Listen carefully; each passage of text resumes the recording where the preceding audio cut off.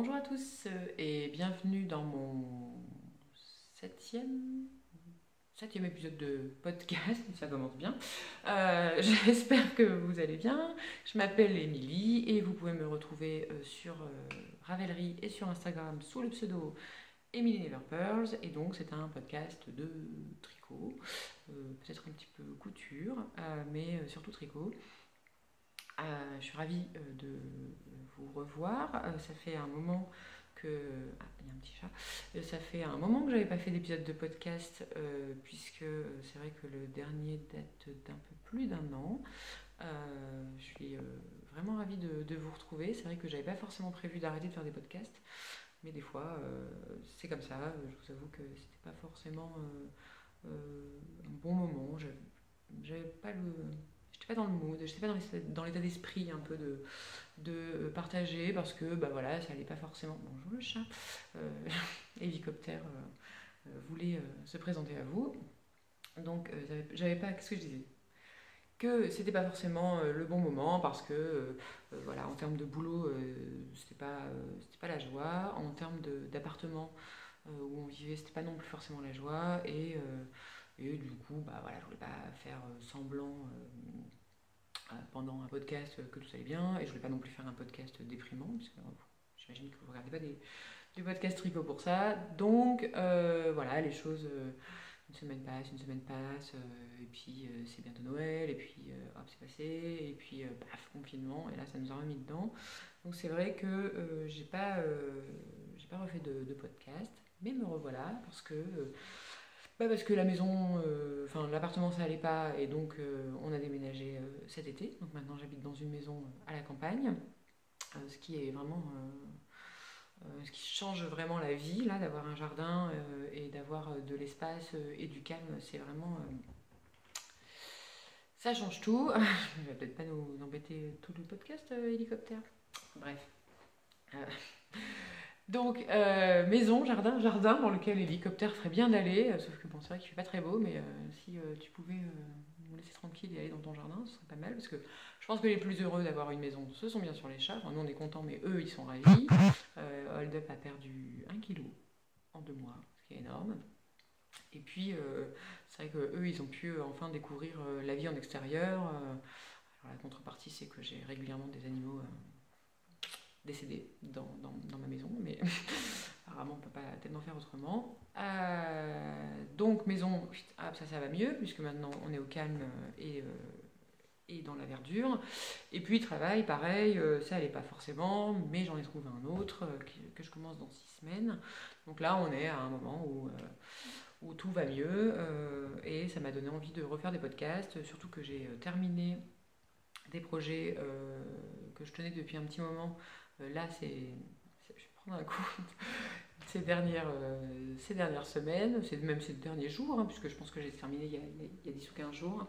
J'ai terminé 2 pulls, et c'est vrai que ça m'a donné envie de vous en parler. Donc, podcast. Donc, 2 projets terminés, c'est les pulls. Un projet quasi terminé, enfin à demi terminé en fait, puisque il s'agit d'une paire de chaussettes que je tricote dans le cadre d'un échange avec Julie de Jules Sweet. Donc elle me tricote des chaussettes, je lui tricote des chaussettes, on se les envoie. Et si je vous la montre maintenant à moitié, c'est parce que je pense que si je refais un épisode de podcast prochainement, je les aurai terminées et que je lui aurai envoyé.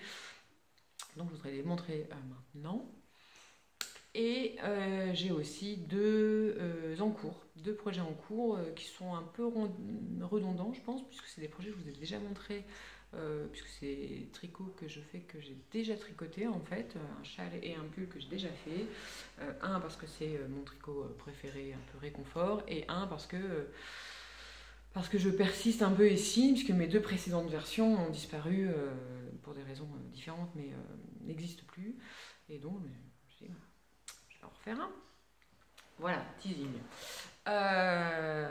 J'espère que vous allez bien, en tout cas, dans ces périodes un peu particulières. On a eu le sursis de l'été, puis là c'est reparti un peu comme au printemps. Je ne sais pas dans quelle gamme de rouge votre département est. Le mien est. Bah, je ne sais plus en fait, je ne sais pas. Le nôtre est rouge moyen, rouge, super rouge, je ne sais plus. Je sais que la ville de Lyon, elle est rouge plus, écarlatissime, super en majuscule. Donc bon, on n'y vit plus, donc c'est pas plus mal de plus y vivre dans ces conditions-là. Mais notre département doit être rouge pas mal quand même. Rouge, ça va. Donc j'espère, je ne sais pas dans quel où vous vous situez dans ce camailleux. J'espère que vous êtes en tout cas dans des conditions qui font que c'est pas trop contraignant pour vous de vivre avec ce coronavirus. Là, c'est vrai que les masques tous les jours, alors portez vos masques, hein. C'est vrai que tous les jours dans les transports, etc., c'est vraiment contraignant. Et en même temps, c'est assez étonnant cette vitesse avec laquelle on s'est habitué. Enfin, je voyais l'autre jour des vidéos de foot en fait sur des stades l'année dernière et je voyais les gens collés en train de s'embrasser, en train de se serrer dans les bras, tous serrés les uns contre les autres. Et c'est vrai que je me disais, ouais, ça me manque. Ça me manque et en même temps, quelle insouciance. Ils ont l'air heureux ces gens-là, se doutent pas que quelque chose comme ça pourrait arriver. C'est vrai que ça nous est quand même tombé dessus un peu vite et puis ça a modifié, je trouve, radicalement nos comportements en très peu de temps. Voilà. Bon, je ne sais pas si je sais toujours faire des podcasts, je sais que je sais toujours parler pour ne rien dire, j'espère que vous m'en tiendrez par ailleurs. Et je vais, sans transition, commencer par les projets terminés. Alors, sur les projets terminés, je ne sais pas si on a un petit peu changé d'angle de vue, parce que l'hélicoptère a tout fait tomber entre les deux prises, donc j'ai essayé de revenir un petit peu à ce que j'étais, mais je ne suis pas sûre d'avoir réussi. Donc les projets terminés. Avant de vous montrer les deux pulls que j'ai terminés, je voudrais quand même d'abord vous parler du pull que je suis en train de porter, qui est un pull que j'ai fait sans patron. Alors pour rien vous cacher, à la base, enfin, une fois que j'ai commencé à le tricoter, etc., je me suis posé la question de le publier en fait, d'en faire un patron accessible pour tout le monde. D'ailleurs, j'avais même écrit le patron complètement. J'avais commencé à faire la gradation. Et puis, j'avais même une personne dont j'ai oublié le nom, mince, j'arrive pas à me rappeler. Céline. Enfin, j'avais donc une personne qui m'avait même aidé à faire la traduction en français. Ça peut paraître étonnant, mais en fait, c'est parce que je tricote beaucoup en anglais, même quasi exclusivement sur des patrons anglais. Et donc, j'ai plus l'habitude des tournures de phrases et de construction de patrons en anglais. Je connais assez peu la façon de décrire des patrons en français. Donc elle m'avait même aidé pour faire la version française de ce patron. Et voilà, et donc j'étais un peu avancée, quoi. Et puis ça a été un peu au moment où, je ne sais pas si vous vous rappelez, quand on était encore insouciant et qu'on n'avait pas de problème de pandémie, il y avait eu un moment sur la tricosphère surtout sur Instagram, en fait, beaucoup de discussions sur qui a le droit, comme le disait ce bon vieux Patrick Bruel, qui a le droit d'écrire des patrons ou de ne pas en écrire, ou est-ce que quand on n'y connaît rien en fait en patronage, est-ce qu'on a le droit d'écrire des patrons? Est-ce que quand c'est pas son métier d'écrire des patrons, est-ce que en écrire et en publier, c'est pas enlever le pain de la bouche des gens dont c'est le métier et la seule source de revenus? Bon, il y avait beaucoup de questionnements là-dessus, ça ajouté au fait que moi j'étais pas forcément non plus dans un super état d'esprit, etc. À un moment, je me suis j'ai un peu lâché l'affaire. C'est pas uniquement ça qui m'a fait lâcher l'affaire, mais en fait j'étais pas sûre de vouloir le publier, j'étais pas sûre de pouvoir je sais pas, faire du service après-vente de ce patron, j'étais pas sûre de moi, enfin bon, ouais. Du coup, j'ai lâché l'affaire, mais ça ne m'empêche pas d'aimer beaucoup ce pull, puisque c'est un pull que j'ai tricoté. Donc, c'est un pull qui est en construction du haut vers le bas, avec un yoke très large, puisque moi, c'est comme ça que j'aime porter mes pulls, avec des encolures très larges. J'aime pas du tout avoir des pulls près du cou. Donc, encolure, c'est juste des mailles qui sont montées, et puis ensuite, on fait un peu de rang de jersey pour que ça roulotte un petit peu, des rangs raccourcis pour augmenter un peu le dos, et puis ensuite des torsades tout le long du pull en fait, puisque hop, je vais vous montrer, le pull est intégralement en torsade tout le long du pull, donc c'est un pull qui est assez large Et puis des manches ballon, donc des manches toutes droites, et puis pareil torsadées jusqu'au bout, et puis le poignet qui est resserré au niveau des côtes. Donc voilà, c'est un pull qui n'a pas vocation maintenant à être publié, mais bon après c'est juste un pull yoke avec des dorsades, hein, c'est pas impossible à faire. Et je l'ai fait dans un fil que j'aime vraiment beaucoup et que d'ailleurs j'ai dans un autre de mes projets terminés. C'est la base Yakari de Arco Iris Yarn. Alors oui, encore Arco Iris Yarn, je ne démords pas de la qualité de la teinture et des laines que Ludivine produit. Je suis toujours aussi fan de son travail. Et donc là, il est donc c'est la base Yakari qui doit être... je ne me rappelle plus exactement les proportions, mais il y a mérino en grande partie, un peu de yak et un peu de soie. C'est peut-être 60-20-20, je pense, ou quelque chose comme ça. En tout cas, c'est donc un fil qui a la douceur du mérino et du yak, qui a le joli drapé de la soie. Et puis voilà, en plus, le yak, ça permet une profondeur de couleur qui est vraiment hyper jolie. Et donc là, c'est la couleur Alucard, voilà, je l'avais...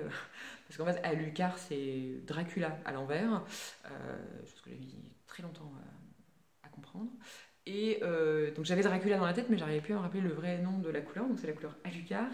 Et il m'a fallu 4 écheveaux pour le tricoter. Non, plus que ça, pardon. Je pensais qu'il allait me falloir 4 écheveaux pour le tricoter, et en fait j'ai dû recommander un écheveau ensuite, parce que en fait les torsades ça mange beaucoup de laine. Et donc il m'avait fallu, surtout avec des grandes manches ballon, ça m'a pris pas mal de laine, il m'a fallu presque 5 écheveaux pour le faire. Donc voilà. Et qu'est-ce que je voulais dire d'autre? C'est tout. Mais magnifique cette couleur quand même, hein. Voilà, avec la...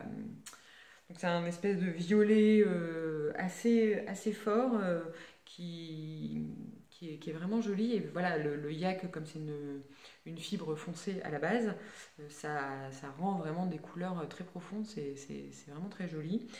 Et je l'ai tricoté sans alterner les écheveaux. Et là, donc, vous voyez, ça fait pas de différence de couleur. Le travail de Ludivine est vraiment bien. Le yak, ça bouloche un petit peu. Parce que là, donc, ce pull, je l'ai quand même pas mal porté. Parce que j'ai dû le terminer au printemps. Et donc, je l'ai encore pas mal porté tout le printemps. Donc, le yak bouloche un petit peu, mais pas tant que ça. Là, je l'ai pas du tout, par exemple... rasé ce pull, je l'ai beaucoup porté, pas mal, je l'ai déjà lavé plusieurs fois, il y a un tout petit peu de bouloche, mais pas tant que ça en fait, hein. Franchement il y a un petit halo qui s'est formé sur le pull, mais c'est pas, ça bouloche pas tant que ça, mais un tout petit peu quoi.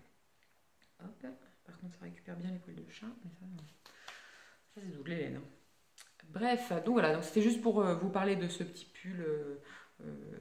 Voilà, et aussi parce que j'en avais parlé sur mon compte Instagram, j'avais évoqué la possibilité de le publier, etc. Il y avait d'ailleurs eu un peu d'enthousiasme dessus et je vous remercie pour ça. Mais c'est vrai que, voilà, en tout cas pas pour l'instant. Je sais pas si c'est peut-être pas irréversible hein, comme décision, mais c'est vrai que là, j'avais pas la force mentale en fait de me lancer là-dedans à ce moment-là, et je sais pas si ça reviendra. Parce qu'il y a aussi le fait que tricoter, c'est quand même aussi une soupape de détente, etc.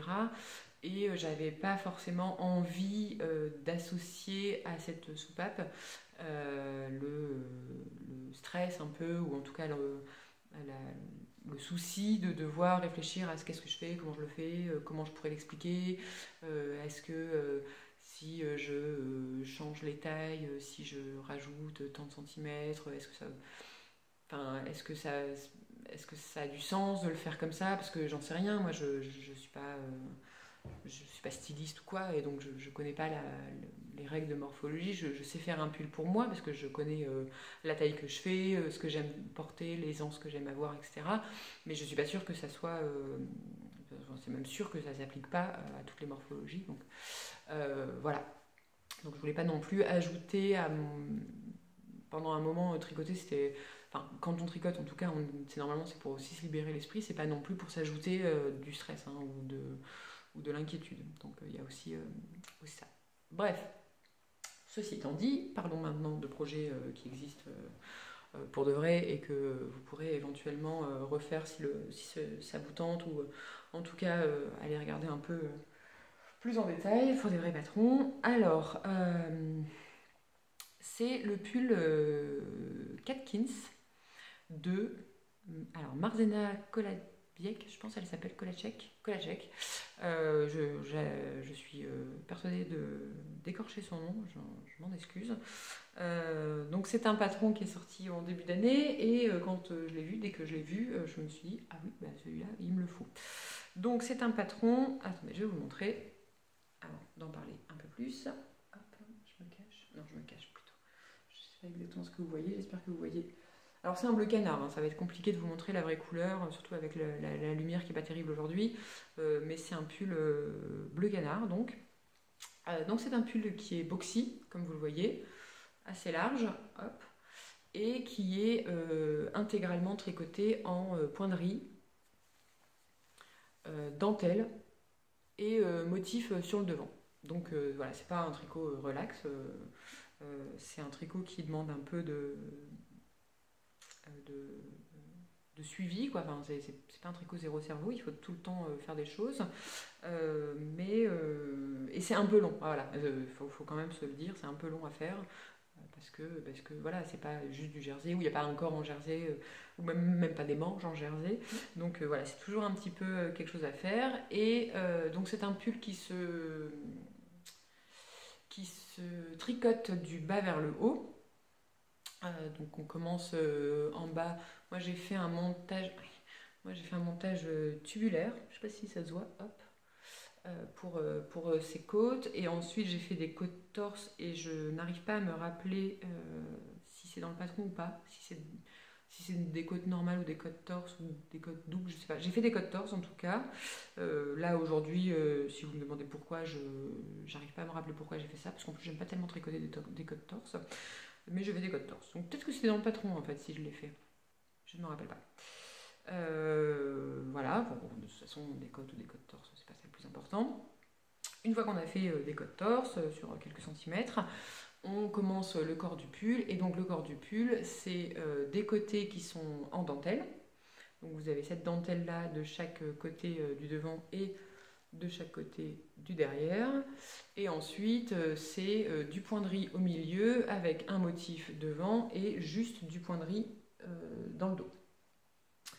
Le problème que j'avais avec ce pull, c'est que je le trouvais très beau, mais quand j'ai fait mon échantillon pour voir si ça marchait et quelle taille d'aiguille prendre, je me suis rendu compte que je n'arrivais pas à faire le point qui est sur le devant.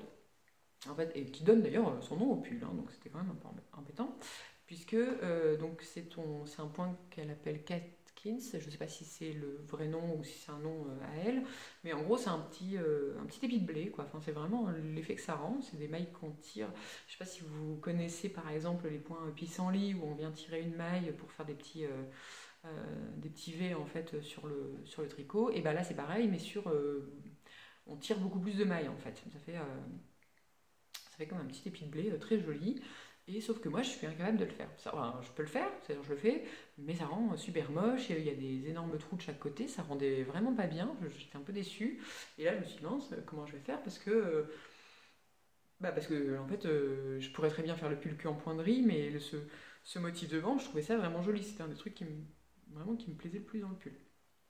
Donc j'ai réfléchi dans mon petit cerveau et j'ai rusé. En fait, puisque j'étais pas capable de faire le point, j'ai décidé de faire un faux point Catkins. C'est-à-dire que j'ai toujours ce rendu un peu épi de blé, sauf que moi pour le faire, vous voyez, hop, je vous montre. Sauf que moi pour le faire, j'ai fait des petites torsades. Où en fait je fais une torsade à gauche, une torsade à droite sur une maille à chaque fois, donc c'est une double torsade qui se fait sur 4 mailles, et puis je l'ai fait 4 fois en fait, un rang sur 2, pendant donc 8 rangs, je l'ai fait un rang sur deux, pour avoir ce rendu à la fin de mini épis de blé, un peu pour rappeler le motif qui est le motif originel sur le patron. Donc c'est comme ça que je me suis débrouillée. Pour permettre d'avoir une répartition symétrique sur tout le corps du pull, j'ai dû modifier de quelques mailles, je pense, au niveau du montage. Je ne peux pas vous dire combien exactement, mais ça se joue à 2-3 mailles. Hein. Puis sur un boxy, du coup, c'est pas gênant, puisque de toute façon, il va être ample. Donc 2, 3, 4 mailles en plus ou en moins, c'est pas affolant. Et donc j'ai fait mes petits calculs pour les placer, pardon, pour les placer, ouais, parce que comme ils sont en quinconce, j'ai monté un nombre de mailles qui me permettait d'avoir un truc symétrique. Voilà, donc le rang, enfin le tricot, c'est de la dentelle, du point de riz avec le motif, si on est sur le rang de motif, de la dentelle, tout du point de riz, et puis on continue comme ça tout le long du pull. Hop, on monte. Et dans son patron, c'est un col rond. Assez près du cou d'ailleurs. Et comme je vous disais, c'est pas forcément moi ce que j'aime le plus faire. Donc, attendez, hop, je me redresse. Donc, arrivé comme c'est un bottom-up, on tricote jusque sous les bras. Et puis ensuite, on sépare le devant et le dos qu'on tricote en aller-retour pour pouvoir venir les rejoindre aux épaules. Et moi, l'encolure qui était celle de son patron me tentait pas plus que ça. En fait, je me suis dit ça va pas m'aller. Donc j'ai réfléchi et j'ai décidé de faire en fait l'encolure du pull Alocasia de Marie-Amélie Design, qui est un pull que j'avais déjà tricoté dernière et qui est un décolleté en fait où il y a un V devant et un V derrière. Et je me suis dit, bah, je vais faire pareil. Et comme c'est un pull, le pull de Marie-Amélie se tricote de haut en bas et celui-là se tricote de bas en haut. Donc en fait, j'ai repris l'encolure à l'envers, c'est-à-dire que j'ai tricoté chaque demi devant séparément en enlevant des mailles tous les, je sais plus, une maille tous les peut-être 4 rangs, je pense, sur le devant. Voilà, et en faisant une petite finition en I-cord directement en même temps que je tricotais pour avoir une encolure jolie sur la fin. J'ai continué à faire des motifs jusque là et puis ensuite sur le vraiment tout haut du pull j'ai fait que du point de riz. J'ai fait que du point de riz parce que à un moment, là, après avoir terminé, on commence à devoir faire des rangs raccourcis pour former un peu les épaules et les rangs raccourcis dans les motifs, ça me tentait pas trop. Donc j'ai arrêté d'en faire voilà, à ce niveau-là. Voilà. Donc ça c'est ce que j'ai fait pour le devant. Pour le dos, je pense, oui, j'ai tricoté que du point de riz sur plusieurs rangs et ensuite j'ai fait l'encolure où là on augmente un peu plus rapidement le nombre de mailles voilà, pour faire cette encolure, mais pareil avec une I-cord, une I-cord, je sais pas si c'est une I-cord peut-être, un I-cord, je sais pas, bon, j'en sais rien. Bon, avec donc cette finition en I-cord.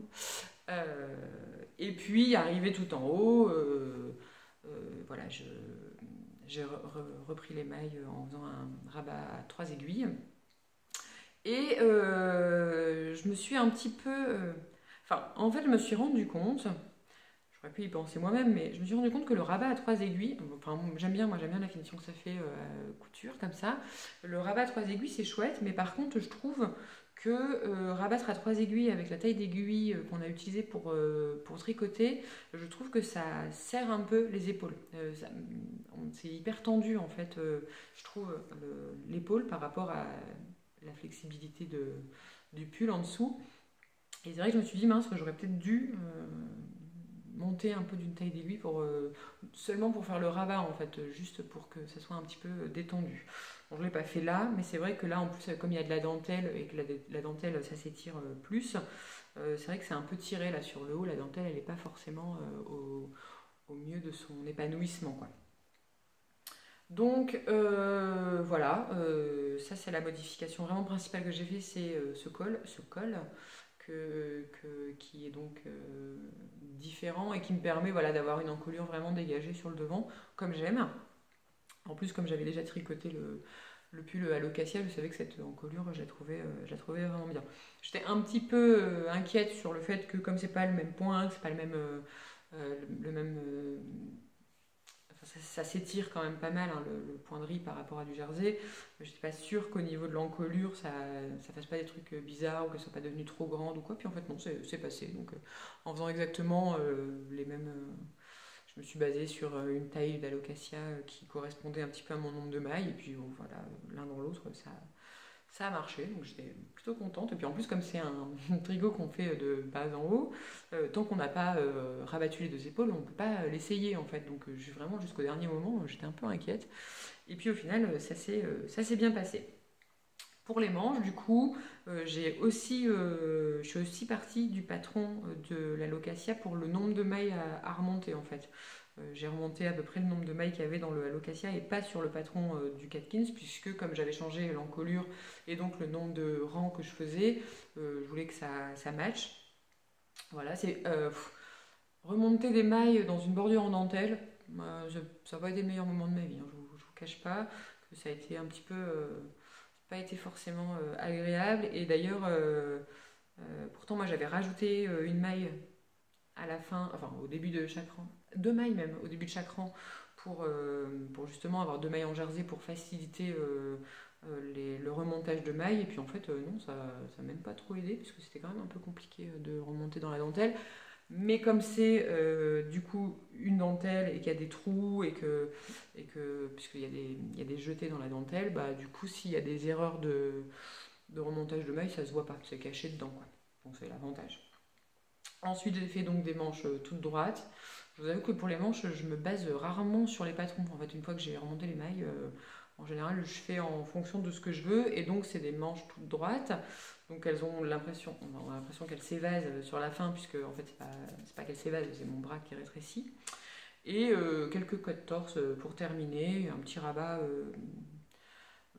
même pas tubulaire, quoi. Juste un petit rabat un peu dur, quoi pour éviter en fait que justement que ça s'évase trop parce que le rabat tubulaire moi j'aime bien mais pour moi il faut que ce soit sur un nombre de mailles assez petit sinon ça a tendance à c'est pas très ça se tient pas très bien en fait donc là j'ai fait un rabat qui n'était pas tubulaire parce que j'avais un peu la flemme et parce que ça me permettait de garder un peu de vous voyez ça referme un peu le poignet j'arrive à le dire. Euh, voilà. Qu'est-ce que je voulais dire d'autre? Alors oui, avant de passer à la laine, donc je fais mon pull, etc. Et pendant tout le tricot, je me suis dit quand même, à mon avis, la dentelle, ça s'étire plus que le point de riz. Enfin, à mon sens en fait, puisque déjà elle est en... Enfin, il y a des jetés de partout, etc. Ça assouplit vraiment le tricot. Et je me suis dit, tiens, quand même, à mon avis, je sais pas comment c'est géré ça au blocage. Et en effet, alors elle sur le patron, ça se voit pas, donc je sais pas comment elle a fait, je sais pas comment elle tricote ou comment elle a, comment on dit, bloqué son pull, mais c'est vrai qu'en fait si vous le regardez comme ça, hop, vous voyez, il a cette forme arrondie sur les côtés, parce que la dentelle s'est étirée plus que le point de riz. Quand je l'ai bloqué, même en essayant de... Parce que je voulais pas non plus tirer complètement sur le point de riz pour pas avoir un pull tunique, parce que c'était quand même bien détendu déjà à la base. Donc si j'avais rejoint le niveau de la dentelle, j'aurais vraiment eu un pull trop long, puisqu'il y a quand même une grosse différence entre les deux. Enfin, là, il doit bien y avoir une dizaine de centimètres presque, hein, donc c'était vraiment énorme. Et donc moi, je l'ai bloqué arrondi, puisque j'avais pas trop le choix. Et puis en l'essayant, je me suis rendu compte qu'en fait c'était pas trop mal parce que quand vous portez des pulls boxy, comme le niveau de la manche est sur le bras, en fait, arrive à peu près là, vers là, oui. Si vous levez le bras, et ben en fait la partie du corps du pull se relève et souvent, hop, vous vous retrouvez avec le pull qui vous arrive là si vous levez le bras. Bon, on lève pas le bras non plus toute la journée, à moins qu'on soit porteur de choses ou qu'on aille dans des concerts tout le temps, mais on n'a plus le droit. Donc bon, on lève pas les bras à longueur de journée, mais avec ce pull, l'avantage, c'est que comme la dentelle est plus longue sur les côtés, si vous levez le bras, et ben vous ne vous retrouvez pas avec le ventre à l'air. Voilà, c'est républicain comme tenue, comme ça, en plus, vous pouvez aller au lycée avec, c'est formidable. Mais du coup, voilà, donc au début, je me suis un petit peu posé la question, je me suis dit, mince, quand même, c'est bizarre. Et puis en fait, au final, c'est un mal pour un bien, comme on dit, puisque ça permet d'avoir ce pull qui vous couvre tout le temps. Et je suis hyper fan du rendu. À la fin, ça m'a pris vraiment très très longtemps à faire, puisque le point de riz, c'est pareil, c'est pas forcément... Enfin, c'est plus long que du jersey forcément à faire. Les tirants de mini torsade, etc., c'était aussi... Enfin, faut avoir l'esprit à ce qu'on fait, quoi. Et donc ça m'a pris du temps, mais le résultat est vraiment chouette. En plus, ce bleu canard est magnifique, ce qui me permet d'enchaîner sur la laine, puisque donc c'est de la Yakari, là on est en total Yakari aujourd'hui, donc de Arco-Iris Yarn coloré coin-coin, en bleu vert, pas un bleu vert, un bleu canard ou vert canard selon les gens. Enfin moi je dirais quand même plutôt bleu canard, hein. Là je ne sais pas exactement ce que vous allez voir comme couleur sur votre écran, mais on est quand même plus dans le bleu que dans le vert. Enfin bon après... en fonction des gens à qui on demande, ils vont dire non, c'est plutôt vert, mais c'est quand même plutôt bleu. Je persiste. Donc, avec une super jolie définition de point, toujours. Hein, là, c'est vrai que sur le point de riz, une fois que c'est bloqué, c'est vraiment joli. C'est agréable au toucher, ça change un peu du jersey en plus. Et il m'a fallu 4 écheveaux pour le faire. Ouais. Il m'en reste un petit peu. Je ne sais pas s'il m'en reste un peu plus, mais il m'en reste un petit peu. Attendez, parce que, hop, il y a des poils dedans. Hop, il m'a fallu 4 écheveaux et il me reste ça. Il me reste peut-être une autre boulette quelque part, mais ça ne doit pas être beaucoup plus. Voilà, donc il pleut beaucoup. Après, je vous dis qu'il m'a fallu 4 écheveaux, mais encore une fois, je suis vraiment grande, donc en général, je fais quand même beaucoup de centimètres en plus que ce qui est prévu dans les patrons et ce que les gens, forcément plus petits, font. Mais par contre, en contrepartie, les écheveaux de Ludivine sont souvent à plus de 100 grammes, et même tout le temps à plus de 100 grammes. J'en avais même un à 107 ou 108 grammes, hein, donc voilà, donc il vous faudra sûrement 4 écheveaux pour le faire si vous le faites dans cette taille. Mais en général, moi je prends 4 écheveaux pour faire un pull de toute façon.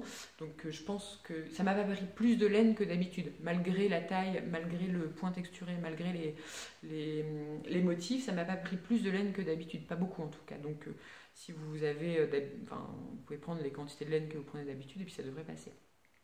Donc c'est du fingering, hein. En taille, je pense que je ne l'ai pas dit. Et celui-là, il doit être à 360 mètres, je pense, 60 grammes. C'est pas du 400.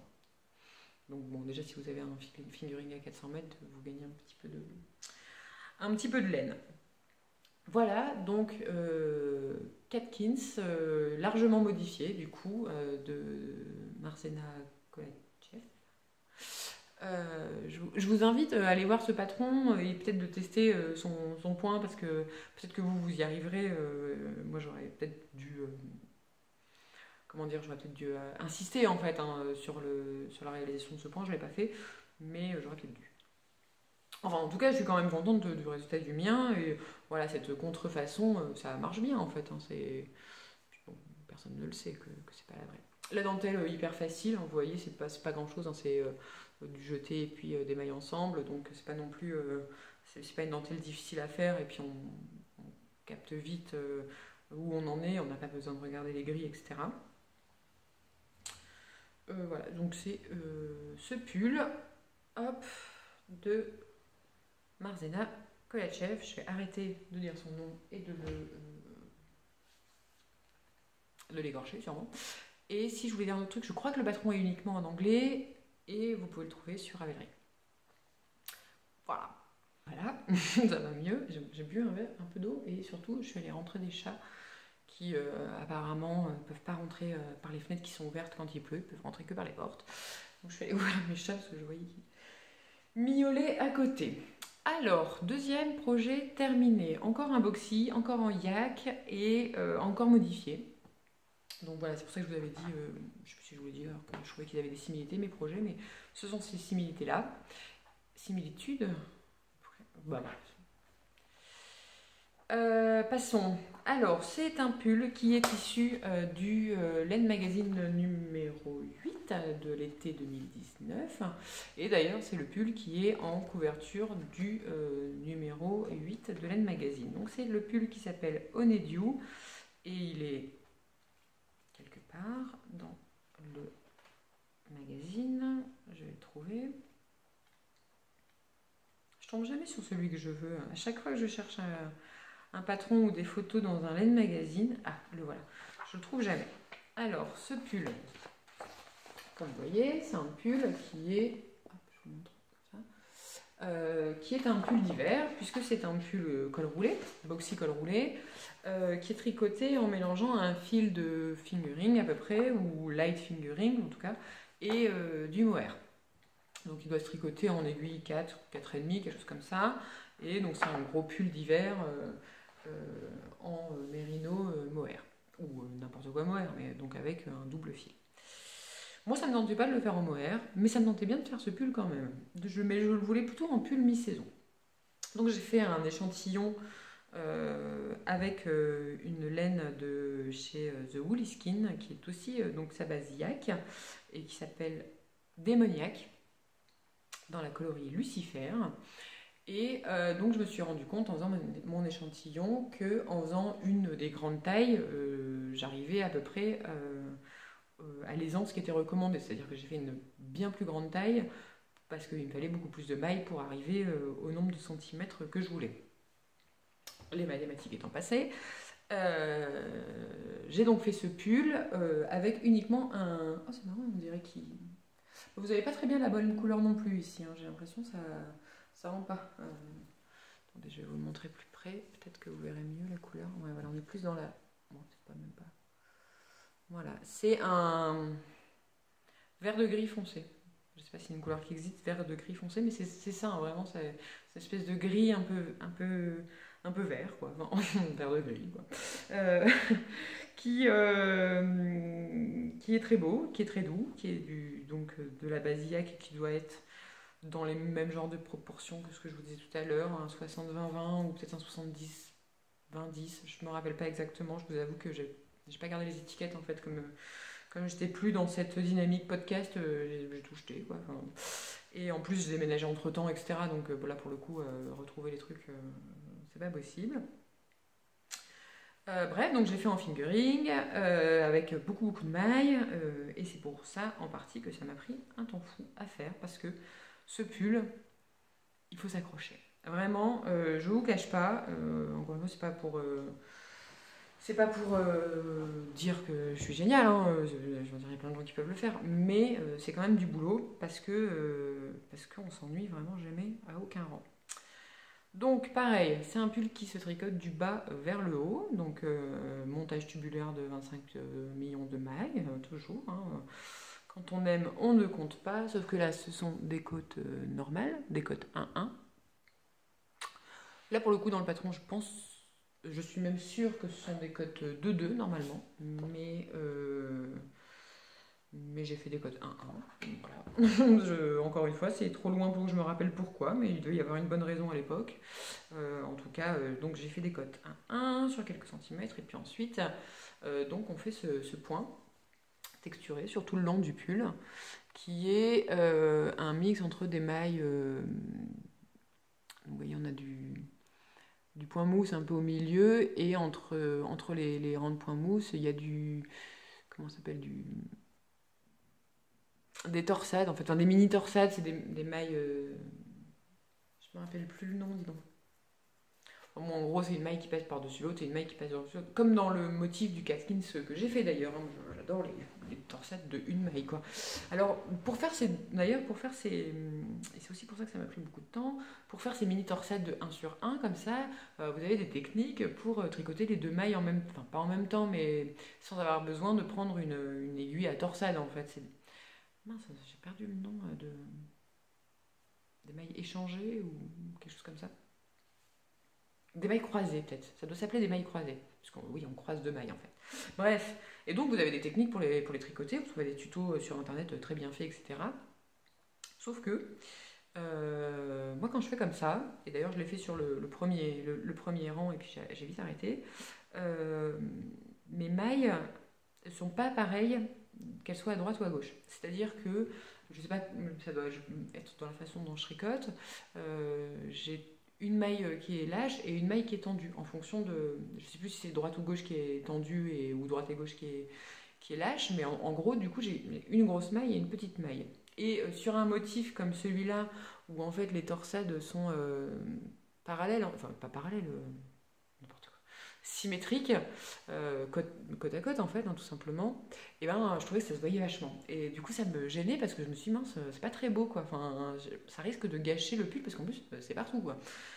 Donc je les ai tricotés comme je tricote des torsades, donc sans aiguille à torsade, parce que là maintenant, quand je fais des torsades jusqu'à 2-2 ou même 3-2, j'arrive à le faire sans aiguille à torsade en fait, c'est-à-dire on lâche les mailles et on les remet après les avoir fait tourner d'un côté ou de l'autre. Enfin bon, encore une fois, il y a des tutos qui expliquent très bien comment on fait des torsades sans aiguille à torsade. Là, mes explications sont absolument pas parlantes, j'imagine, mais voilà, donc en fait, j'ai fait des torsades à chaque fois. Sauf que c'est sur tout le rang, devant et derrière. Et c'est tous les, je sais plus, 6 ou 8 rangs, quoi. Donc tous les 6 ou 8 rangs, je me tapais des rangs de torsades intégrales, de mini torsades intégrales, où il faut le faire, je sais pas combien de dizaines de fois. Donc ça me prenait un temps fou.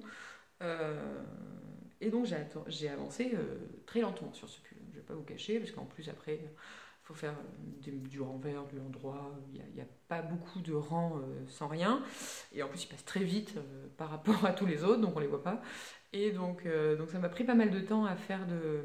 Il y a encore un chat qui. Je sais pas, il sort par la fenêtre pour essayer de rentrer par la porte. C'est quand même dingue. Enfin, c'est pas dingue d'ailleurs, je pense que tous les chats font ça. Mais bref, tu resteras dehors, tant pis pour la pluie. Alors, donc voilà, donc ça m'a pris beaucoup de temps à le faire, ce pull. J'ai fait aussi une. Je me demande si c'est dans le patron ça. Oui, je pense que oui en plus.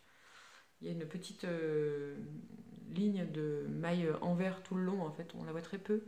On la voit un petit peu de loin en fait. Ça permet de savoir où est la bordure, enfin où est le bord. Et puis donc on fait ça pendant 1000 km. On avance, on avance, on avance. Et là, encore une fois, arrivé sous les épaules, je me suis dit, oui, c'est super ce pull, mais l'encolure, j'ai pas trop envie d'avoir un col roulé, en fait. Déjà, j'étais pas sûre d'avoir assez de laine pour avoir un col roulé. Et en plus, ça ne me tentait pas parce que je ne porte pas de col roulé. Et donc, j'ai commencé à réfléchir un petit peu à ce que j'allais faire. Et donc, j'ai décidé de faire l'encolure du herbarium de Nadia Crétin-Lechen. Plus que j'avais déjà fait. Donc voilà, c'est pour ça aussi qu'il y a des similitudes encore, c'est qu'on est sur un pull avec un corps issu d'un patron et puis une encolure issue d'un autre.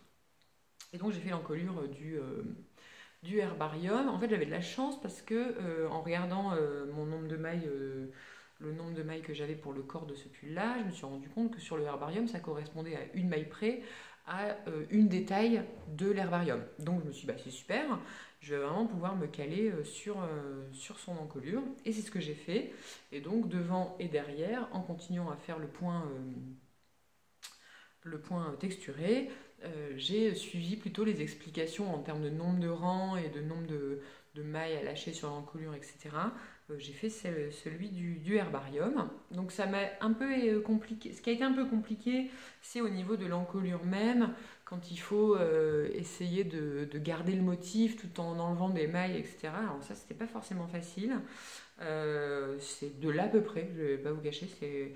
Ça se voit pas, hein, parce que c'est dans l'encolure, et puis comme il y a un motif, les côtes, etc., ça se voit pas forcément. Et puis pareil, dans les rangs raccourcis, il a fallu faire des rangs raccourcis avec motif, parce que là, pour le coup, je pouvais pas faire comme le catskin, je pouvais pas m'arrêter en plein milieu, ça aurait fait vraiment bizarre. Et donc, j'ai fait des rangs raccourcis en faisant à peu près, bon, bah, c'est pareil, c'est pas forcément moche, hein, enfin, c'est pas complètement déconnant. Voilà, on voit pas de différence majeure au niveau des rangs raccourcis. Ensuite, une fois que j'ai terminé ma première épaule, mes deux épaules de devant, pardon, mon devant, je me suis dit, voyons, J'aurais peut-être pu regarder le patron pour les raccourcis, parce qu'il y en a forcément dans le patron. Bon, je l'ai pas fait. D'ailleurs, j'ai toujours pas regardé s'il y en avait. Je pense que oui. Mais du coup, il y avait peut-être une technique pour faire des raccourcis en se promenant dans le motif. Bref, des fois, on est un peu dans son idée, on réfléchit, enfin, on s'occulte des solutions, c'est quand même dingue. Bref, donc j'ai fait l'encolure de l'herbarium parce que je l'aime beaucoup. Puis alors, pour le coup, elle est bien large en plus, hein. Ça, c'est vraiment ce que j'aime. Et puis ensuite, j'ai récupéré les mailles, fait quelques rangs de côtes, pas énormes, 5 ou 6 je pense. Et j'ai fait un petit rabat tubulaire parce que là, justement, je voulais que l'encolure reste souple en fait, hein. Comme je vous disais, c'est pas...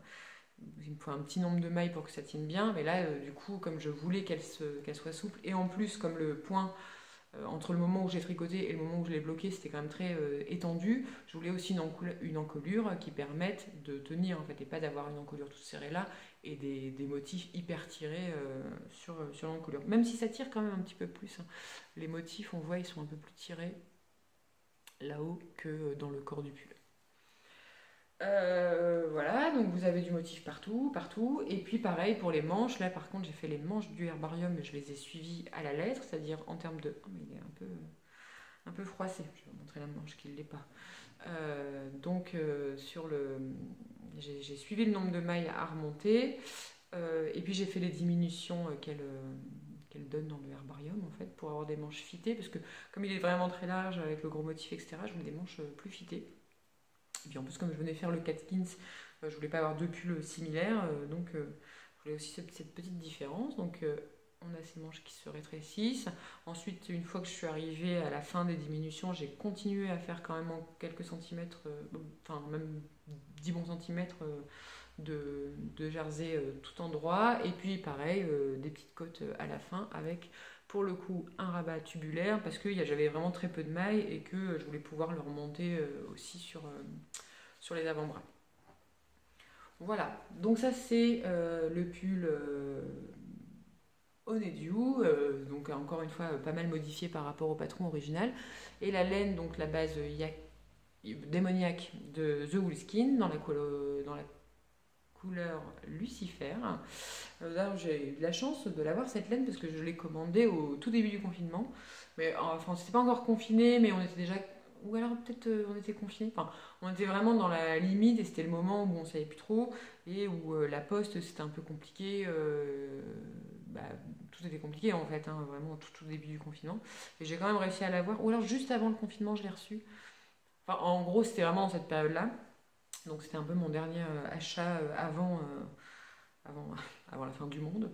Mais voilà, donc j'ai pu tricoter ce pull et je ne l'ai pas tellement arrêté depuis mars en fait, hein. Je ne l'ai pas tricoté intensivement, mais je l'ai quand même tricoté presque tout le long. C'est beau, hein. Voilà. C'est vraiment chouette cette laine. Donc j'ai quand même tricoté tout le long de... Je m'égare. Tout le long du confinement et puis même pendant le printemps, etc. Je ne l'ai jamais vraiment arrêté, c'est juste qu'en fait c'est hyper long en fait, c'est rend. En plus c'est assez rigolo, la dernière fois je pense que je vous disais, en fait quand je tricote, en général je regarde je sais pas, des séries ou des trucs comme ça, et souvent les objets, enfin les choses que je tricote sont un peu connotées avec certains films, séries, etc. C'est-à-dire que quand je les vois, je repense à d'autres trucs. Et donc ce pull, je l'ai tricoté donc, pendant le confinement, on a maté beaucoup de séries avec mon copain, et notamment en regardant la série Battlestar Galactica, qui est une vieille série, hein. Enfin je ne l'avais jamais regardée, pourtant j'aime bien tous ces genres de trucs là, mais je l'avais jamais regardé, et donc on l'a regardé pendant le confinement avec mon copain. Et donc ce pull, il a je sais pas, quand je le vois, en plus, je sais pas, ce vert de gris, un peu camouflage, je sais pas, quand je le vois, je pense à Battlestar Galactica, ça me donne envie d'aller dans les étoiles, ça me donne envie de conduire des vaisseaux spatiaux, ça me donne envie de faire des sauts dans l'hyperespace, je ne sais pas, battre contre des robots, je ne sais pas encore. Mais voilà, donc c'est mon pull Battlestar Galactica. Pour le Catkins, pour le coup, non, j'en ai pas. Il a été fait sur trop longtemps pour que j'ai vraiment un truc qui me soit resté. Vous voyez, je vous dis que en général, mais en fait, pas du tout le temps. Donc voilà, ça c'est mon petit pull qui me fait penser aux vaisseaux spatiaux. Et pas trop au confinement, du coup. C'est marrant, hein, parce que quand même, il aurait pu être pull de confinement. Et en fait, pas du tout. Ça me fait pas penser au coronavirus, ça me fait pas penser à la pandémie, ça me fait pas penser à mes voisins bruyants, ça me fait penser aux vaisseaux spatiaux. Voilà. Alors, c'est un pull. Encore une fois, il est tout à fait faisable, il n'y a pas de problème. Par contre, encore une fois, c'est un pull où il faut s'accrocher et qui est pas un pull relaxation en fait, hein. C'est quand même un pull sur lequel il faut s'échiner un peu pour le faire. Donc après, c'est pas infaisable. Je pense qu'avec la version mohair et col roulé, il doit être aussi vraiment joli. Mais c'est vraiment que je pensais pas le porter. J'aurais pas porté un pull avec un col roulé, c'est quasiment sûr. Et c'est un peu dommage de s'embêter à faire tout ça pour au final pas le porter, quoi. Donc c'est vrai que je pense qu'avec des aiguilles, parce que moi j'ai dû le tricoter en 3,5, c'est vrai qu'avec des aiguilles 4 ou 4,5, avec un fil de mohair, je trouve qu'on monte beaucoup moins de mailles et qu'il est beaucoup moins long à faire. En tout cas, c'est moins d'acharnement. Mais voilà, c'est pas un pull qu'il faut qu'on tricote en se disant ça va aller vite ou ça va bien se passer. Enfin, ça va pas être compliqué. Ça va être un peu compliqué. C'est pas infaisable, mais c'est un petit peu compliqué quand même. Et un peu long. Voilà, donc ça c'est ma modification. Je sais pas si. Oui, j'ai mis 4 écheveaux, un petit peu moins de 4 écheveaux. Avec les manches qui fit, ça prend quand même moins de laine. Et donc il m'en reste. Il m'en reste. Ces trucs dedans. Il m'en reste encore un petit peu, je pense qu'il m'en reste un peu plus que ça aussi. Voilà, de ce Lucifer. Donc là je me retrouve avec pas mal de petits restes de, de yak. J'en ai un moutarde aussi qui me reste d'un ancien projet. J'en ai du comme ça qui me reste. Je vais peut-être essayer. Je sais pas si vous avez des idées de quelque chose que je pourrais tricoter avec pas tant de laine que ça au final. Que du yak, un petit truc avec un peu de comment ça s'appelle, de jacquard ou je sais pas, un petit col peut-être ou des mitaines. Je vais voir. Peut-être que j'essaierai de les mettre tous dans le même projet. Je verrai ça plus tard. Mais voilà, donc ça c'était mon deuxième projet terminé. J'espère que je n'ai pas été trop brouillonne sur le déroulement de cette présentation. Je m'y remets doucement. J'espère que vous serez indulgents avec moi. Et en tout cas, il ne faut pas non plus se décourager. Enfin, je ne veux pas non plus vous décourager de vous lancer dans ce pull, hein. Alors là, il est dans le Laine Magazine numéro 8, mais comme il est sorti déjà il y a un peu plus d'un an, les patrons, il me semble vous pouvez les acheter individuellement sur Ravelry. Et d'ailleurs, je ne vous ai pas dit le nom de la créatrice, elle s'appelle Justina Lorkowska. Parce que j'ai dit le Laine Magazine, mais pas son nom. Et donc, c'est un pull qui est censé se porter avec une vingtaine de centimètres d'aisance positive. C'est à peu près ce que j'ai. Il faut savoir que quand je l'ai fini de le tricoter, il faut savoir que le point de base est assez rabougri, comme c'est des torsades, etc. Moi, quand je l'ai essayé après avoir fini de le tricoter et avant de le bloquer, il était serré. Enfin, je le portais avec, il y avait presque pas d'aisance en fait dessus. Et en fait, après l'avoir tiré pas mal, on se retrouve bien avec cette forme boxy. Et là maintenant, je suis à une vingtaine de centimètres d'aisance positive. Et pareil pour la longueur en fait, hein. Comme c'est une espèce de point mousse un peu entre les torsades, ça s'étire beaucoup. Et donc il faut pas avoir peur, on va dire, de le tricoter un peu court quand on le tricote, de se rendre compte qu'il s'arrête un peu court, parce qu'en fait au blocage, moi il s'est quand même beaucoup tiré. En plus il y a de la soie, etc. dans la laine, donc je pense que ça aide aussi à draper, mais voilà, il faut pas... entre le moment où on a fini de le tricoter et le moment où on a fini de le bloquer, c'est pas du tout le même pull, quoi. Enfin, même le motif, il est plus marqué en fait quand on le tricote, puisque tout est resserré, et quand on le lisse en le bloquant, le motif est plus diffus, quoi. Après, j'aurais pu le bloquer moins, j'imagine, mais je le voulais quand même à la bonne taille, quoi, tout simplement.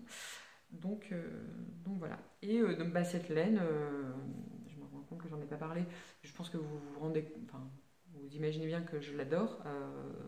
C'est vrai que là, la couleur, elle est vraiment jolie. Alors c'est marrant parce qu'à la caméra, on dirait qui a un peu de pooling dessus. Ça se voit pas du tout en vrai en fait, hein. Enfin là je l'ai sous les yeux, il y a des zones un peu plus foncées mais c'est pas aussi marqué qu'à la caméra. Et c'est une laine qui est vraiment extrêmement douce et c'est agréable à porter parce que moi je porte mes pulls donc à même la peau, enfin, avec un débardeur en dessous quoi.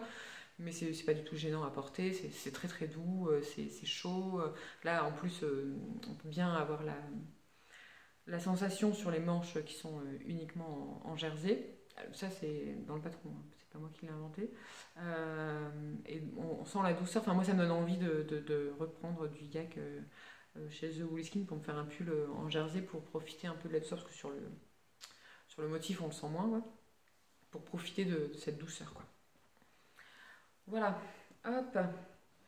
Donc le pull Honeydew qui je pense n'existe qu'en anglais aussi. Je suis pas sûre qu'il y ait une traduction de ce pull. Voilà, donc sur mes projets terminés. Ah non, bah non, mais il y a mes chaussettes aussi. Alors je vais vous montrer ma chaussette tout de suite. Hop, donc ça c'est une chaussette.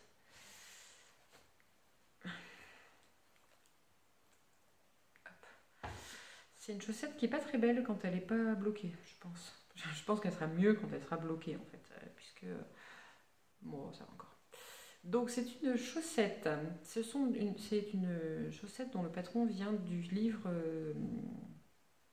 Alors moi dans ma tête je dis 52 weeks of socks, mais ça doit être 52 weeks of socks, puisqu'on est dans le livre. C'est vrai que moi dans ma tête je dis 52, hein, je vous le cache pas. Donc ce sont les Dear Bjorn socks qui sont dans ce livre en fait qui est sorti, qui est aussi publié par Laine Magazine et qui est un livre dans lequel il y a, comme son nom l'indique, 52 patrons de chaussettes. C'est un livre qui est vraiment très joli, mais je vais l'avoir quelque part, je sais pas où il est. Qui est assez, enfin, qu'on a vu beaucoup passer en fait, hein, sur Instagram, etc. Parce que c'est un très joli livre. Moi, en cadeau, si vous pouvez vous le faire offrir, allez-y, parce qu'il est un petit peu cher à l'achat. Je pense qu'il doit être à 40 €. Je pourrais pas dire de bêtises, mais je pense que c'est à peu près ça. Et il est un peu plus cher à l'achat, mais c'est vrai qu'après on a 52 patrons de chaussettes. Et c'est assez rigolo parce que moi, il y avait des patrons qui m'avaient vraiment tapé dans l'œil, et puis d'autres où je m'étais pas forcément arrêtée dessus. Et ça m'a fait penser à, vous savez, quand on va dans un festival de musique, ou un festival d'autre chose d'ailleurs, on y va pour, je sais pas, je vais aller à tel concert, je vais voir tel groupe, on y va pour voilà, des têtes d'affiche ou des gens qu'on connaît. Et puis en se promenant dans le festival, entre deux concerts ou entre deux artistes qu'on était venus voir, on tombe sur des trucs qu'on ne connaissait pas du tout, ou on ne se serait pas forcément arrêté dessus comme ça. Et puis on se rend compte que c'est vachement bien en fait.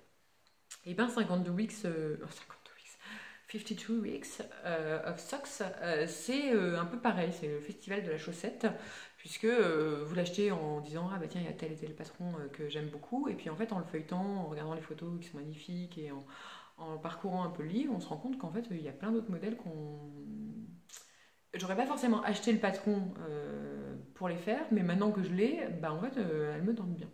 Voilà, donc le festival de la chaussette. Et donc j'ai proposé à Julie, quand on a décidé de faire ce petit swap chaussette, je lui ai proposé de choisir parmi les patrons de ce livre celui qu'elle voulait. Et donc elle a arrêté son choix sur les Dear Bjorn Socks, qui sont des chaussettes avec un talon renforcé et donc tout un jeu de petites mailles glissées et puis de diagonales comme ça sur tout le dessus de la chaussette, sur le pied, et puis toute la cheville au complet. Donc elle se tricote des orteils vers la cheville. Qui est moi ma façon de faire des chaussettes préférée. J'adore faire des chaussettes comme ça, et surtout je ne sais faire des chaussettes comme ça. Donc j'ai commencé, je pense elle propose dans le patron de faire un montage de mailles du Judy's Magic Caston, mais moi j'arrive pas bien à le faire, ce truc là. À chaque fois j'ai toujours des boules, une boule d'un côté ou de l'autre sur le rang de montage, là où on a monté les mailles. Et en fait, j'utilise plutôt la technique du Turkish Caston, qui est c'est à peu près la même chose, enfin, c'est un peu pas la même chose, c'est pas du tout la même chose, mais c'est dans la même idée, en fait, de monter des mailles pour qu'on ait un début de chaussette, en fait, qui soit, bon, ça sert à rien, mais on voit pas, en fait. où le rang de montage a été, puisque ça passe d'un côté à l'autre sans démarcation. Et c'est un tutoriel qui est sur internet. Je me suis pincé la main dans la chaussette. C'est un tutoriel qui est sur internet. Enfin, moi en tout cas, je regarde le tutoriel de Andrea Mori. J'avais peut-être déjà dit. Parce qu'il est très bien fait. Bon, il est en anglais, mais les images parlent d'elles-mêmes en fait. Et à chaque fois, j'arrive à faire justement des montages dorsets de chaussettes vraiment bien avec ce tutoriel. Donc, je suis obligée de le regarder presque à chaque fois, mais c'est pas très grave. Donc voilà, ensuite, une fois qu'on a monté les orteils, hop, on fait des augmentations. Alors, dans le patron, la chaussette est faite en coloris unique, mais moi j'ai fait les pointes et la cheville contrastantes, sachant qu'à la base, je vais faire le talon aussi, et puis j'ai oublié. Donc voilà. Parce que en fait, j'étais pas sûre d'avoir assez de laine pour faire les 2 chaussettes en faisant tout. Donc voilà, j'en ai profité pour faire les talons les orteils et la cheville contrastante. Donc le talon renforcé de ce patron. Alors ça c'est vraiment rigolo parce que à la base, je sais pas faire les talons renforcés. Enfin c'est pas que je sais pas les faire, c'est que j'arrête pas de parler de trucs que je sais pas faire, ça aujourd'hui. C'est pas que je sais pas les faire, enfin si, c'est que en fait au moment où, vous savez, on fait la semelle et puis on réduit le nombre de mailles et puis ensuite il faut remonter des mailles sur là où on a réduit pour tourner le talon. C'est très mal, mais voilà, en gros c'est ce qui se passe, je sais pas pourquoi je suis partie. Et en fait, moi quand je fais ça, j'ai des méga trous sur le moment où je remonte des mailles sur les côtés. Donc c'est un peu dommage parce que ça gâche les chaussettes en général. Personne n'a envie d'avoir des chaussettes avec des trous dedans, c'est pas le but. Et donc j'étais en train de chercher une façon de faire un talon comme ça sans avoir à remonter de mailles ou avoir une technique. Et sur internet, je trouve un tutoriel, je vous le mettrai dans la barre parce que je ne me rappelle plus le nom. Je vous le mettrai dans les infos, un tutoriel pour faire un talon. Donc en fait, à tourner le talon en faisant un système de rang raccourci en fait. Donc au lieu de réduire le nombre de mailles, au lieu de réduire le nombre de mailles du talon et de remonter des mailles plus tard, on garde toujours le même nombre en faisant des rangs raccourcis pour former le talon. Ça s'explique de plus en plus mal. Et je me dis, ah bah super, je vais tester sur le patron des Dirbion, je vais essayer de trouver un moyen de calculer, de comment faire, etc. Donc je fais mes petits calculs, je me galère un peu, mais je me dis, bon bah ça va passer, etc.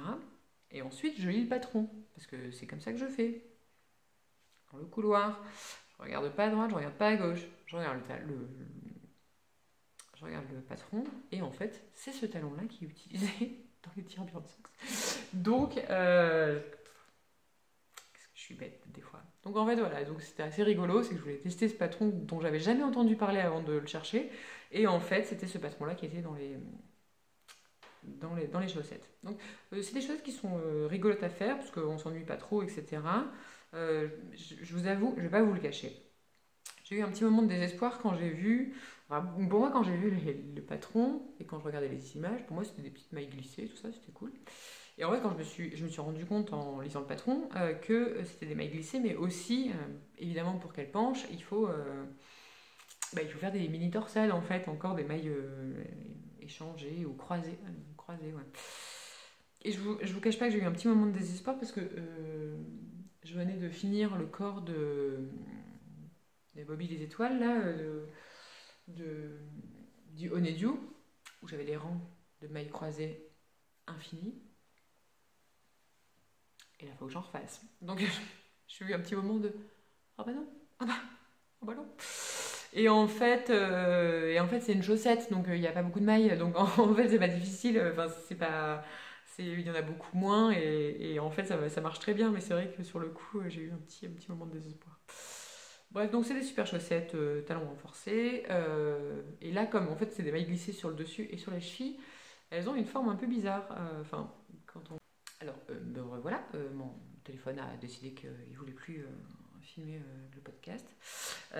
Bref, qu'est-ce que je disais oui, donc elle a une forme un peu bizarre, cette chaussette, parce que elle est, comme c'est des mailles glissées, ça resserre un peu le tricot, donc je pense que quand elles vont être bloquées, ce sera plus joli, mais là, elles ont un peu avec cette espèce de grand pied, cette petite... on dirait un truc de dessin animé un peu. Enfin bref. Donc ces chaussettes, je les fais en laine biscotte.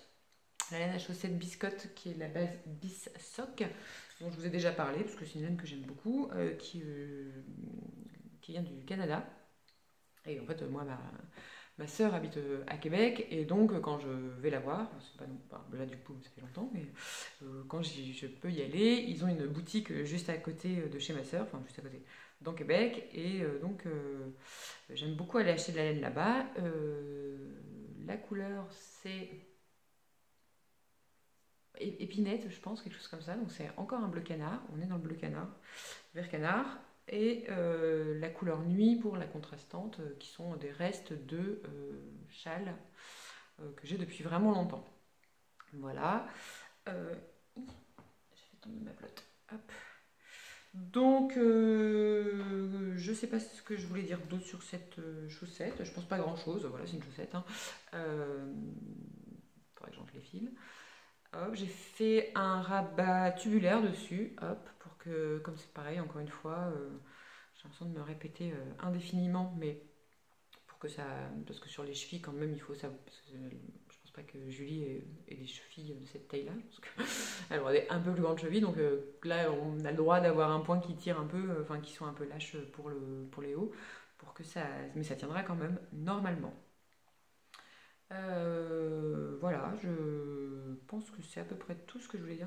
Cette coupure m'a perturbée.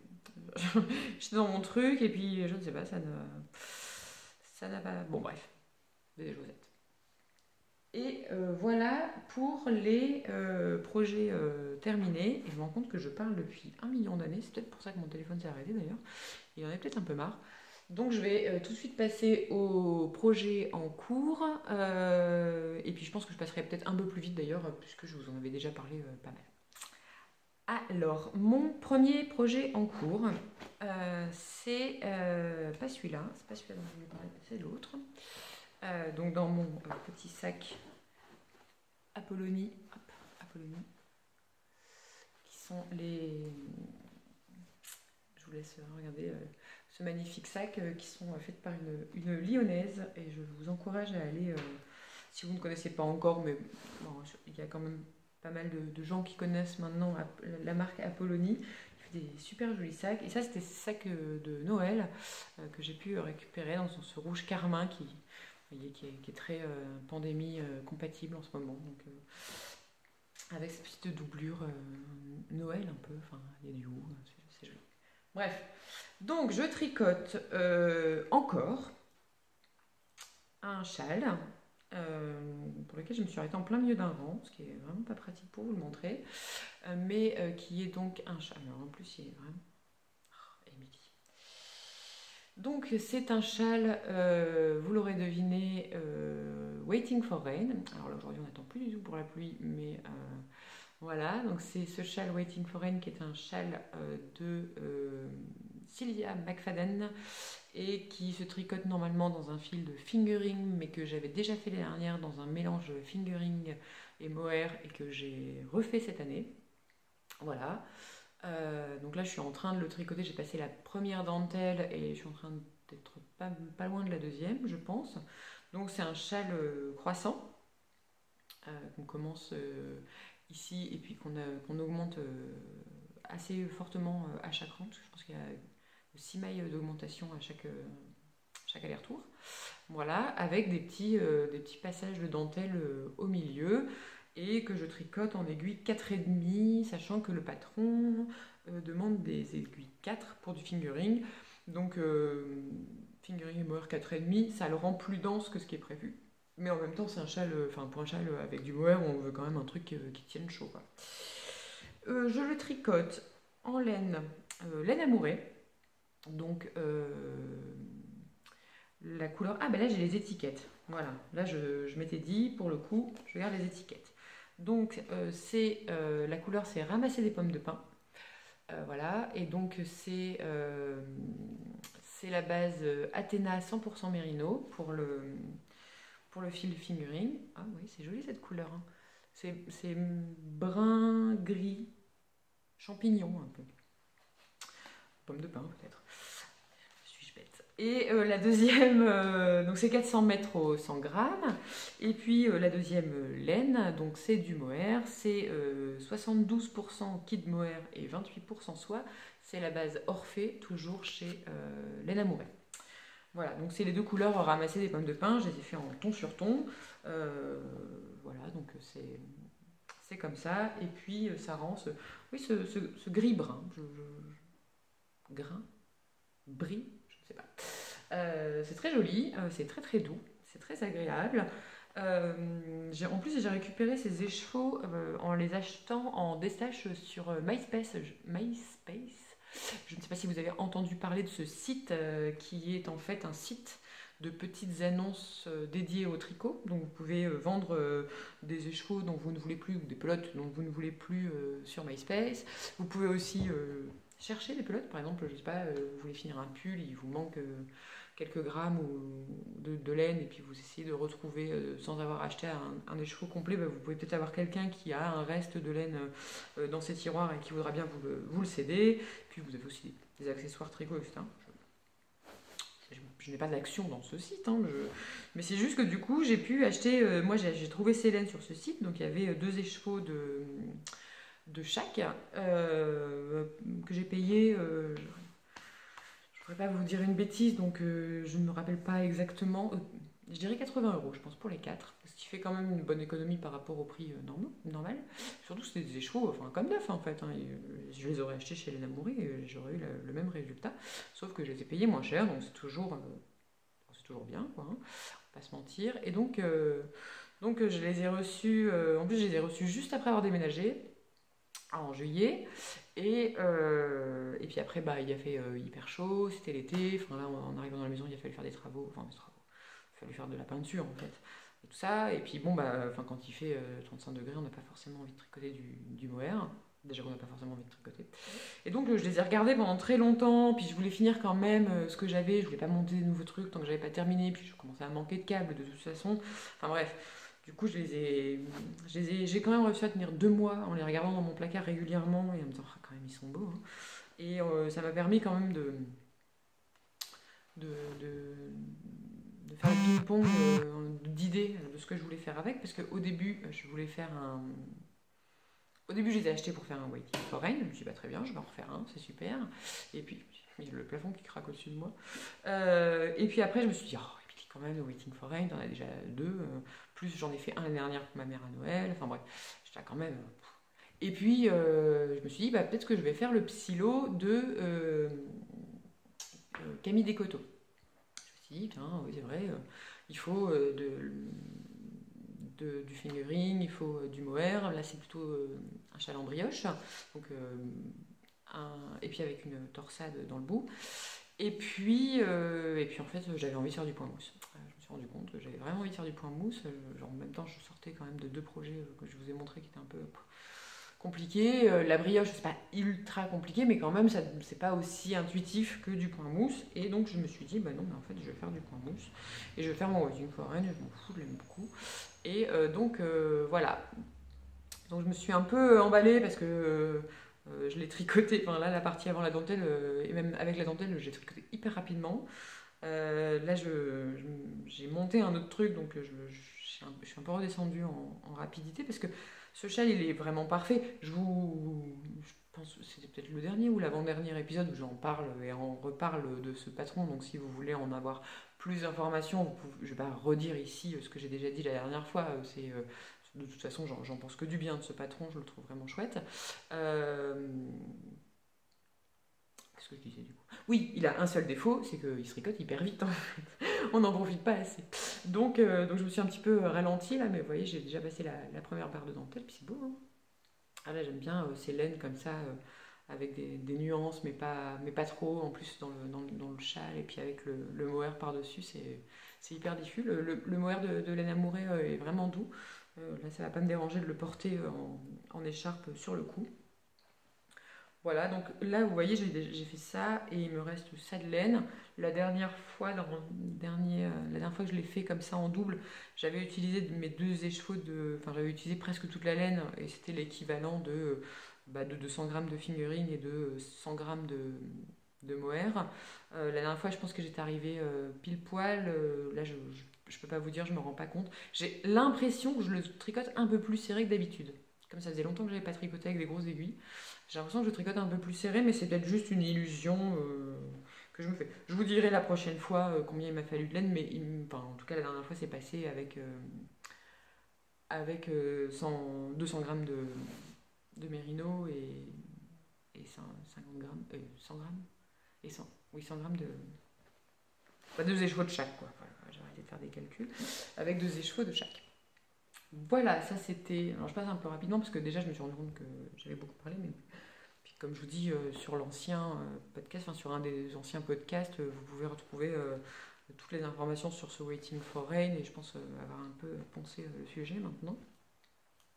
Et donc mon deuxième projet en cours, c'est un Zweig de Kathleen Hunter, again, parce que mon tout premier Zweig a été détricoté, je l'ai détricoté, il n'a pas été détricoté par une puissance au-dessus, parce qu'il était beaucoup trop lâche. En fait, je l'avais tricoté en 3,75 je pense, sur un fil qui était assez fin, et ça allait pas, il se tenait pas, la dentelle elle pendait un peu, enfin bon, ça rendait pas bien, donc je l'avais détricoté, et puis voilà.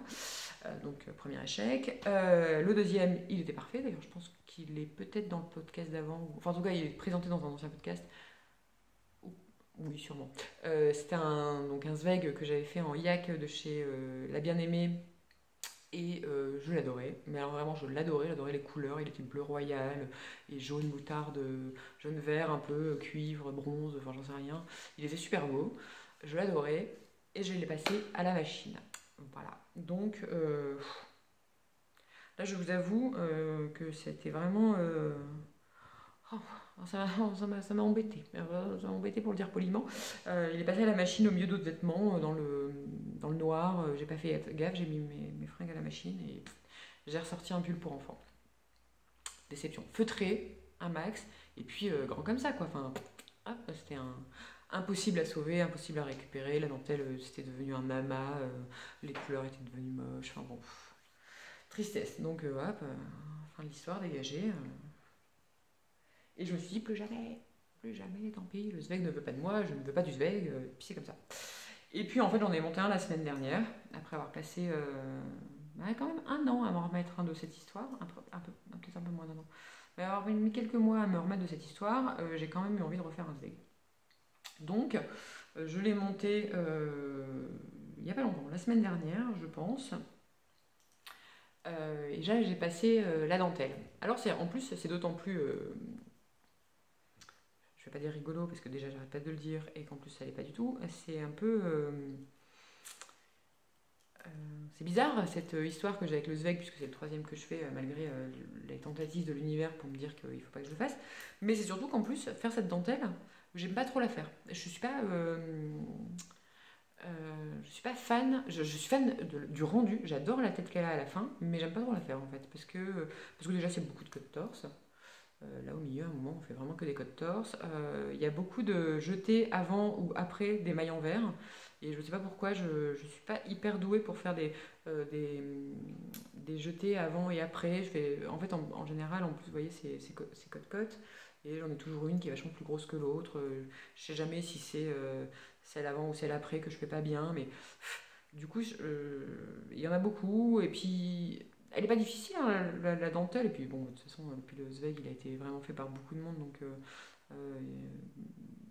elle est assez jolie. Hein, c'est pas. Mais j'aime pas trop la faire. Je suis contente. Du coup, c'est pour ça que je la tricote hyper vite. Puis c'est comme ça, hop, c'est passé. Et donc. J'ai pas fait si j'ai fait la dentelle, j'ai pas aimé faire la dentelle mais j'ai fait la dentelle. Par contre normalement il y a un peu de jacquard au-dessus et en dessous de cette dentelle. Là c'est des petits V au-dessus et puis c'est des rayures verticales en dessous. Là pour le coup je les ai pas faites parce que je sais pas si on voit, c'est très fin la laine. Ah oui si on voit bien au travers. La laine que j'utilise c'est la BC Garn Baby Alpaga dont je n'ai pas les étiquettes. Je suis encore un peu à 50% quoi. Et c'est un fil qui est absolument doux, mais vraiment c'est magnifique. Je rappelle hein, quand même que le baby alpaga, ce n'est pas du poil de bébé alpaga, pour ceux qui de la pétale qui passerait par ici. Je ne tricote pas du poil d'enfant alpaga. Le baby alpaga, c'est le sous-poil de l'alpaga et donc c'est hyper fin et hyper doux. Mais on n'a pas rasé des bébés alpaga dans le Pérou pour faire cette laine. Ceci étant dit.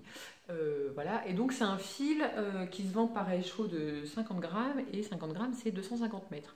Donc on est quand même sur du light fingering en fait. On est vraiment dans un fil qui est très fin. Alors après il est léger mais il gonfle un petit peu donc c'est pas non plus hyper fin. Mais quand même on n'est pas dans un pull qui va être resserré ou qui va être...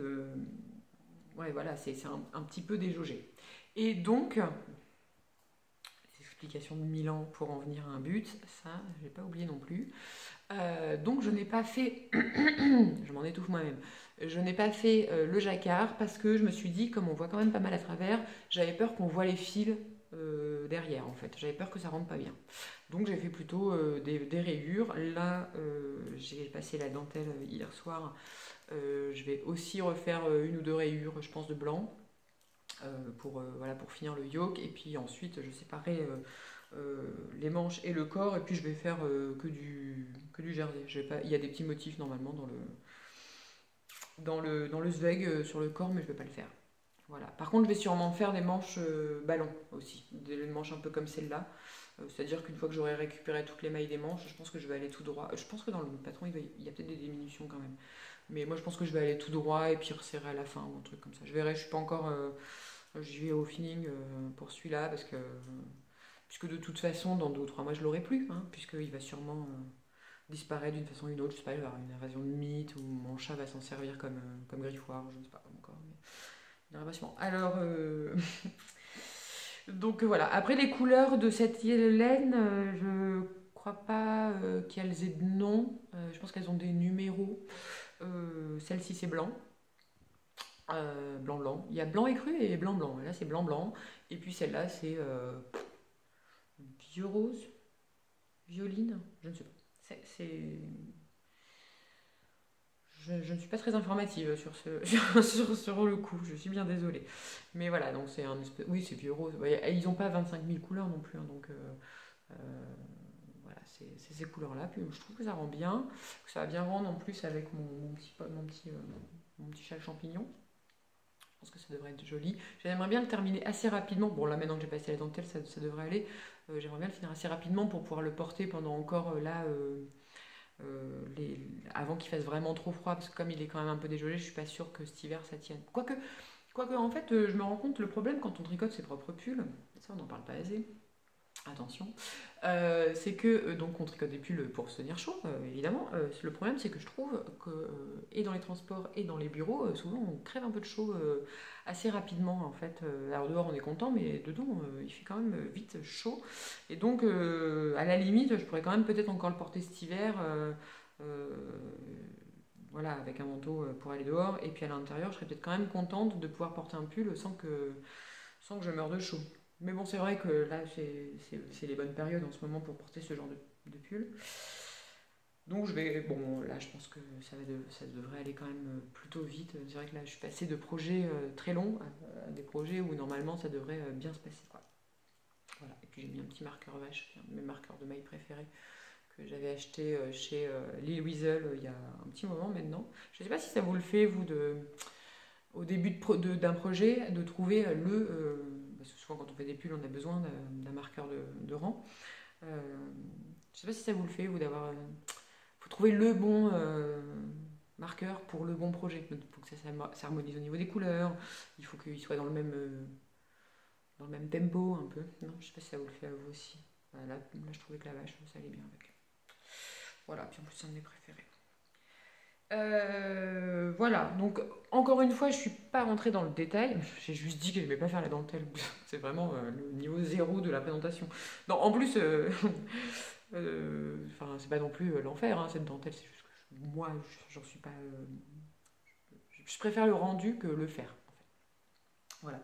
Mais donc, c'est vrai que c'est pas une présentation très exhaustive de ce pull, mais bon, déjà, je pense que c'est un des pulls les plus tricotés de l'univers.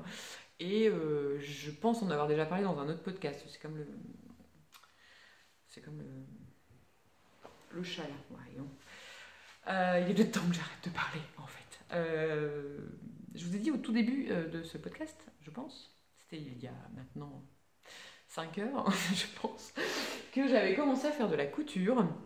Ça m'a pris un peu de temps là cet hiver. Je suis contente d'avoir commencé à faire ça parce que ça faisait un petit moment que ça me tentait. Et je vous ai rien présenté ici, de une parce que déjà je parle depuis longtemps, et de deux parce que en fait je fais toujours la même chose. C'est-à-dire, bon, j'ai commencé par faire des petits trucs, machin, des pochons et compagnie, et puis je me suis mis aux vêtements, et donc je suis partie d'un patron de jupe qui s'appelle la jupe Bonjour de Atelier Scamit. Et voilà, je l'ai modifié pour avoir des poches comme je voulais, pour abaisser la taille et remonter un peu la longueur, enfin bref, pour en faire une jupe patineuse un peu classique avec des poches. Et comme je suis un peu monomaniaque des vêtements, enfin pas de tous les vêtements, mais un peu quand même, enfin j'ai des manies en fait sur les vêtements depuis vraiment toute petite, quoi, mais vraiment depuis mes tout premiers souvenirs, j'ai des manies sur les vêtements, bref. Et là en fait j'ai réussi à faire cette jupe que j'ai dû modifier beaucoup le patron et insérer des trucs d'un autre patron dessus, etc. Et donc maintenant j'ai un peu l'impression que je vais enfin c'est pas que je vais la faire à la chaîne, mais c'est vrai que comme mon uniforme d'hiver c'est des collants, une jupe, un pull, un châle, cette jupe en fait là je suis en train d'en faire beaucoup, enfin je suis en train de beaucoup, j'en ai 4 ou 5, 4 et je suis en train d'en faire une cinquième pour me tenir tout l'hiver en fait, comme ça, hop. Donc je vous en parlerai peut-être la prochaine fois, je vous la montrerai peut-être la prochaine fois, puis peut-être que j'aurai commencé à faire autre chose aussi que cette jupe. Mais voilà, je pensais pas que c'était forcément intéressant, ou alors il faudrait que je rentre un peu plus dans ce que j'ai fait pour vous montrer, et là on serait reparti pour un petit moment. Et bon voilà, je vais peut-être pas faire un podcast de 25 ans, je ferai peut-être un truc couture à part, vous me direz ce que vous en pensez, ou alors si vous voulez que je remélange les deux la prochaine fois, j'aurai peut-être moins de trucs à dire la prochaine fois tricot, et donc ça me permettra d'avoir un peu de place pour la couture, ou de le faire complètement à part. Nous verrons. Voilà. Je pense que c'est bon là maintenant, j'ai dit à peu près tout ce que j'avais à dire. Je suis vraiment contente d'avoir refait cet épisode de podcast. J'espère vraiment que ça n'a pas été trop le fouillis. Je me rendais compte au fur et à mesure que j'avais déjà pas préparé grand chose, et en plus c'était pas forcément bien net. Donc j'espère que vous aurez les infos que vous vouliez. Sinon vous n'hésitez pas, hein, vous me demandez, moi je vous réponds, et puis voilà, hein, on peut encore se parler librement par internet. Je vous dis à bientôt, j'espère. Dans un an. Non, peut-être pas. Je pense pas attendre un an avant d'en refaire un. Je vous dis à bientôt, et surtout portez-vous bien, faites attention. Lavez-vous les mains, ça me paraît un peu. On se retrouve quand même tous les jours, on nous dit lavez-vous les mains. Ah bon? Je ne savais pas. Enfin bref, portez vos masques, lavez-vous les mains, soyez quand même prudents vis-à-vis de vos proches et vis-à-vis de là où vous allez. On va s'en sortir. Ce serait bien de pouvoir se retrouver dans un festival de laine au printemps, de pouvoir échanger, de pouvoir retricoter ensemble, de se voir physiquement et tout ça, c'est chouette. Donc voilà, on va croiser les doigts, et en attendant, on va tricoter chez nous. Heureusement qu'on a le tricot pour s'occuper pendant nos confinements forcés. Allez, je vous dis à bientôt, je vous embrasse, et surtout, je sais pas ce que j'allais dire. Il faut vraiment que j'arrête cette vidéo. Allez, à bientôt.